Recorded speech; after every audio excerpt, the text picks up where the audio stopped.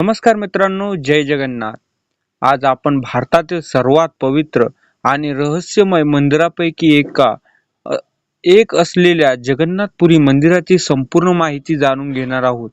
भगवान जगन्नाथ पुरीमध्ये कसे प्रगट झाले आणि या मंदिराचा इतिहास काय आहे? भगवान जगन्नाथाचे हात आणि पाय अपूर्ण का आहेत? त्यांची मूर्ती लाकडाची का आहेत? या मंदिरात कोणते विशिष्ट वैशिष्ट्य कोणते आहे? तसेच या मंदिराचे संबंधित अनेक अद्भुत रहस्य आणि श्रद्धा याविषयी सविस्तर माहिती या व्हिडिओमध्ये आपण पाहूया. मित्रांनो, चॅनलवर नवीन असाल तर चॅनलला पटकन आत्ता सबस्क्राईब करा आणि बेल आयकॉन प्रेस करून जेणेकरून आमच्या नवनवीन व्हिडिओची नोटिफिकेशन सर्वात आधी तुमच्यापर्यंत येईल.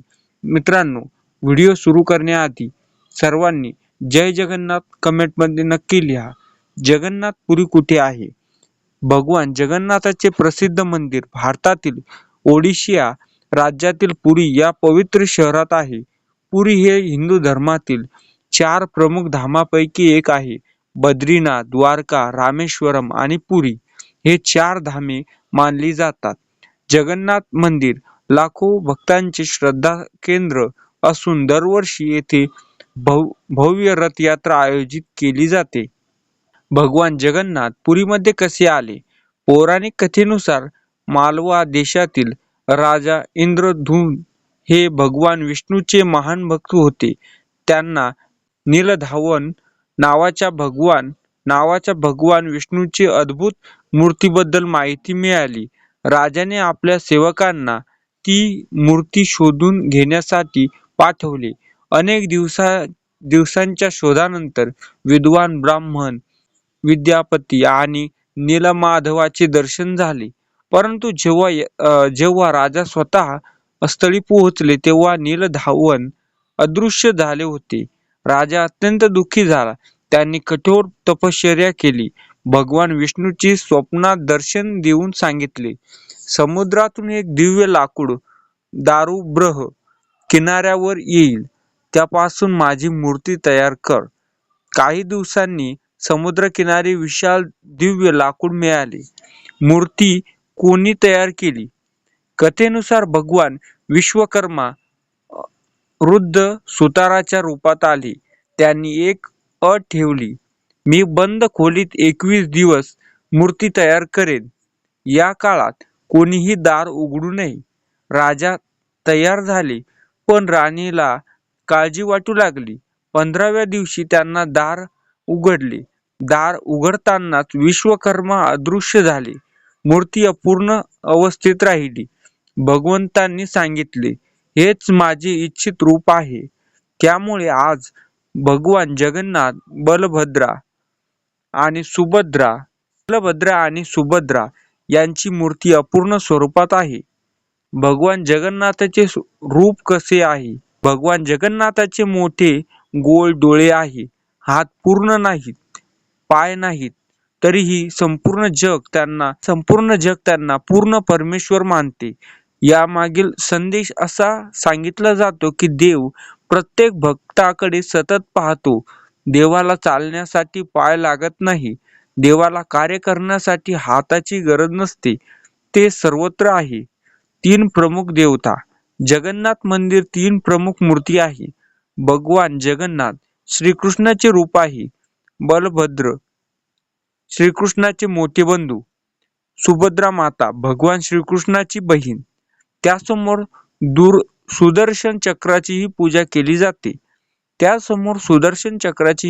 केली जाते. मूर्ती लाकडाची का आहेत? भारतातील बहुतेक मंदिरामध्ये दगडाची मूर्ती आहे, पण जगन्नाथपुरीमध्ये मूर्ती विशेष पवित्र नीम लाकडापासून तयार केली जातात. याला दारुब्राह्य म्हणतात. नवकलेश्वर परंपरा. सुमारे 12 ते 19 वर्षाची एक विशेष विधी केली जाते. याला नवकलेश्वर म्हणतात. जुन्या मूर्तीमधील ब्रह्मत्व अत्यंत गुपित विधीने नवीन मूर्तीमध्ये स्थापित केले जाते. हा विधी अत्यंत पवित्र आणि रहस्यमय मानला जातो. मंदिराचा इतिहास. सध्या भव्य मंदिर 12व्या शतकातील पूर्णगंग वंशातील राजा अनंतवर्मन चोंडगंग देव देव यांनी बांधण्यास सुरुवात केली. पुढे त्यांच्या उत्तराधिकाऱ्यांनी मंदिराचे काम पूर्ण केले. हे मंदिर भारतातील स्थापत्यकलेचे उत्कृष्ट नमुना मानले जाते. मंदिराचे वैशिष्ट्य: मंदिरावर पक्षी बसत नाहीत. श्रद्धेनुसार मंदिराच्या मुख्य शिखरावर पक्षी बसत नाहीत. ध्वज रोज बदलला जातो. मंदिरावर ध्वज दररोज बदलला जातो. सुदर्शन चक्र: मंदिराच्या शिखरावर चक्र कोणत्याही दिशेने पाहिले तरी समोर असल्यासारखे दिसते. समुद्राचा आवाज: सिंहद्वारातून आत प्रवेश केल्यानंतर समुद्राचा आवाज कमी ऐकू येतो. बाहेर पडल्यावर पुन्हा स्पष्ट ऐकू येतो, अशी स्थानिक श्रद्धा आहे. महाप्रसाद: येथील महाप्रसादाला विशेष महत्त्व आहे. हजारो भक्तांसाठी रोज भोजन तयार केले जाते. मातीची भांड्यामध्ये प्रसाद शिजवला जातो. जगन्नाथ रथयात्रा: दरवर्षी आषाढ महिन्यात जगप्रसिद्ध रथयात्रा निघते. 3 विशाल रथ तयार केले जातात. भगवान जगन्नाथ, बलभद्र, सुभद्रा. लाखो भक्त रथाची दोरी ओढतात. रथ ओढणे अत्यंत पुण्यकारक मानले जाते. महाप्रसादाचे महत्त्व: जगन्नाथ मंदिरामधील महाप्रसादाचे महत्त्व किंवा अभाटा म्हणतात, तो सर्वांना समान दिला जातो. जात-पात, श्रीमंत, गरीब असा कोणताही भेद केला जात नाही. भगवान जगन्नाथ श्रीकृष्णाचाच अवतार आहे का? वैष्णव परंपरेनुसार भगवान जगन्नाथ हे श्रीकृष्णाचेच एक विशेष रूप मानले जातात. काही परंपरेमध्ये त्यांना विष्णूचे पूर्ण अवतार मानले जाते. जगन्नाथ नावाचा अर्थ: जगत म्हणजे संपूर्ण विश्व, नाथ म्हणजे स्वामी, म्हणून जगन्नाथ म्हणजे संपूर्ण विश्वाचे स्वामी. जगन्नाथ मंदिरामध्ये आध्यात्मिक महत्त्व: चारधाम यात्रेत जगन्नाथपुरीचे स्थान अत्यंत महत्त्वाचे आहे.